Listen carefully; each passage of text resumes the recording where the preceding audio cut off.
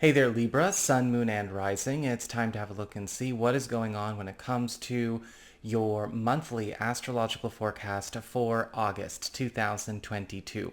And just a quick reminder, if you are watching and you want to get a session with me, you do need to go on ahead to my website. It's integrativemysticism.com, or you can follow the links in the down bar below. And don't forget to like, share, and subscribe. You know I appreciate it. And of course, engagement helps this channel out a lot. So what's going on when it comes to your month of August?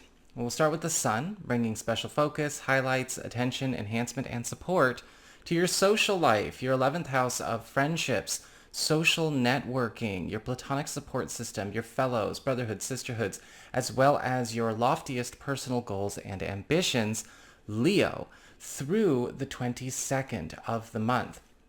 When we have the sun here, this is a time of many atmospheric and environmental transformations in all of your groups and communities, as well as the lay of the land as to how you go about bringing forth into being the personal dreams and personal ambitions you have, whether these are big bucket list items, or these are recreational aspirations, or these are adventures you would like to be going on, things that you would like to transform about your everyday life.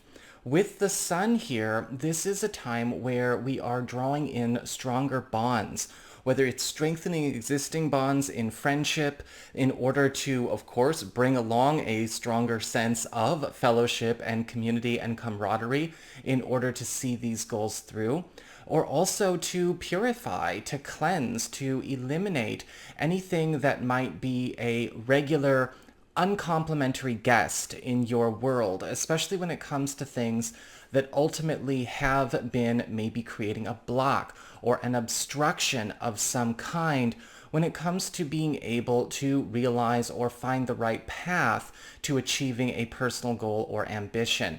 A lot of this will be coming through massive shifts in your social surroundings, and you may be finding that friends are either becoming closer, becoming sweeter, becoming more generous with you, or, yeah, it's possible as well with the sun here that certain highlights are going to be presented for us to see how the company we keep is contributing to our reality, right? Is it lifting us up or is it pulling us down? Because the sun is all about highlights and attention, we do want to make sure that we're paying more attention to the company that we keep. You know, it's kind of difficult, I think, in a world of affirmation addiction like we see online these days. But just because somebody may be talking the talk, or, does not necessarily mean that there is an authentic bond or an authentic person in there.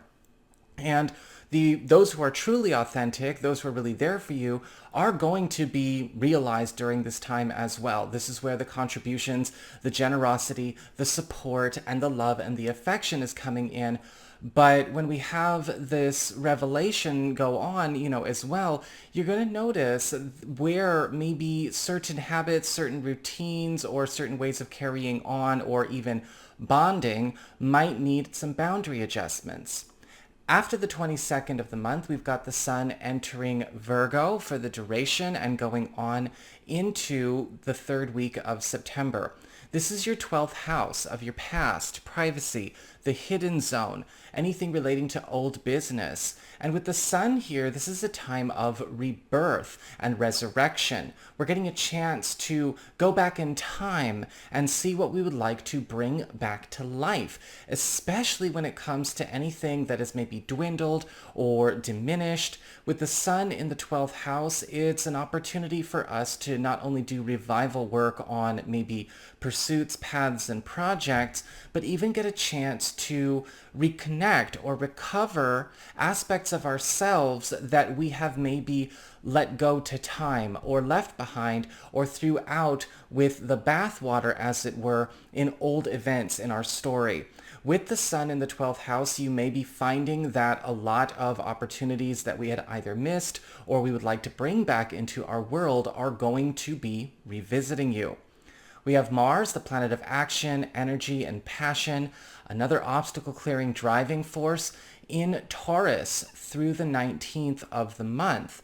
This is your 8th house of shared resources, passive income, as well as intimacy and even your self-employment earnings. With Mars here, this is going to be a very intimate month. The Mars in the 8th house always brings an excited, erotic energy to it, which is creating a lot more romantic opportunities for fantasy fulfillment, as well as recreational opportunities for fantasy fulfillment. And you're going to be finding that all kinds of intimate connections are going to be letting their hair down. This is a time of expressed vulnerability with courage, and you may be noticing this coming through your partners. If you are single or available to somebody new, you're going to be most likely meeting somebody that is also going to have a lot of the same erotic fantasies, desires, romantic inclinations, and everyone is a lot more brave and vulnerable in sharing these things. People are becoming a lot less inhibited during this time. This is also great for money, especially when it comes to passive income, whether that's, self-employment monies or maybe a supplemental income program such as sales, commissions, tips, all of those kinds of good things, bonuses. However, you want to make sure that if you are going into a situation where maybe you are borrowing money, you're looking for venture capital, you're trying to qualify for a loan or a mortgage, you do not go over the bar. Mars can help us qualify for a lot, but we don't want to necessarily take more than we need. After the 19th, we've got Mars moving on into Gemini for the duration of the month. This is your 9th house of higher education, government legal proceedings, travel, as well as culture, and your spiritual life.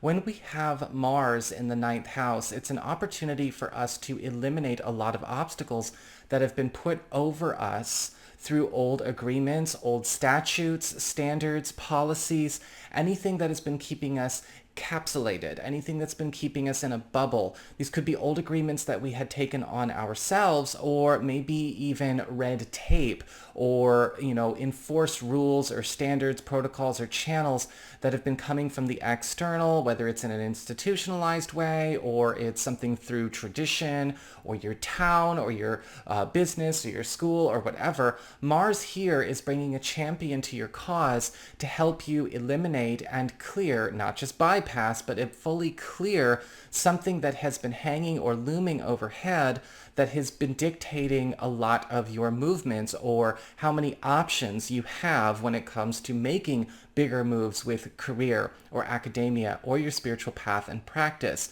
This is also going to open up the world in terms of travel for you because a lot of limitations are also being eliminated here as well. We've got Venus, the planet of love, favor, popularity, and affection in Cancer through August 10th. This is your 10th house of career, upward mobility, growth, status, promotions, and anything relating to how you become an authority figure that makes a mark on your world. With Venus in your 10th house, you're going to be finding that you're getting gifted a lot of big level ups through your career, through your work life, especially when it comes to situations where, you might be needing a bit of a leg up, or we might need more people to notice something that sets us apart. Venus in the 10th house can also bring attention to talents, abilities, and achievements that we have that have maybe been obscured or have been unsung, whether this has to do with life at the office, life in your field, or maybe even with the general population, clients, and customers. Money is going to be very easy for you guys to come by this month because, well, with Venus in the 10th house, we're making just as much, if not more money, however, for doing less work because we are finding that the generosity and that flow of wealth is coming to us as an incentive for our investment in those we work for and those we serve. After the 10th, we've got Venus moving on into Leo for the duration of the month. This is your 11th house of friendships, social networking, right? The platonic support system. We already mentioned this before when we talked about the sun. And with Venus in the 11th house, this is a time where a lot of you Libra people are going to find that Love and romance is becoming a lot more extroverted. That adventurous focus that we talked about with Mars is becoming stronger as well, because Venus in the 11th house is bringing out an opportunity to have a lot of honeymoon experiences, a lot of travel experiences, a lot of romantic excursions that you can play with this month and even going on into next month. Whether these are small things in many clusters or maybe planning for something big down the road. Venus in the 11th house is also bringing in a stronger support system for your romantic life, more stimulating friends, more stimulating conversation. And for those of you who are single and available, it may be through a friendship group or maybe a community you're a part of that you could find love. And we're also finding with Venus here that your popularity is soaring. And if there's anything that you would like to promote or propagate, you've got all hands on deck for it. We've got Mercury, the planet of communications, speed, and productivity in Virgo pretty much all month, from the 4th to the 24th. And this is, again, that 12th house of the past, privacy, hidden zone, anything that's kept behind the scenes. And with Mercury in the 12th house, this is a time for reopening old lines of communication, especially when it comes to old contacts, old friends, and you may be finding that during this time it's almost a reunion type of experience for you. Excuse me. Where you are getting a chance to connect with people not only from your roots, but maybe even old passion projects or people that you had lost touch with that you are still on very, very good terms with. Mercury in the 12th house is also a great time for those of you that would like to make some kind of debut with a talent or maybe an investment, something that you were trying to put out there, whether it's for fun or you're looking to monetize it or you're looking to maybe bring more hands on deck with a big to-do. You're getting a chance to see how you can not only open up lines of communication for support for this pursuit, but we're speeding up its development, we're speeding up its evolution and growth, and maybe its payoff as well. Finally, we got to talk about our lunations. We always talk about the full moon and the new moon at the end.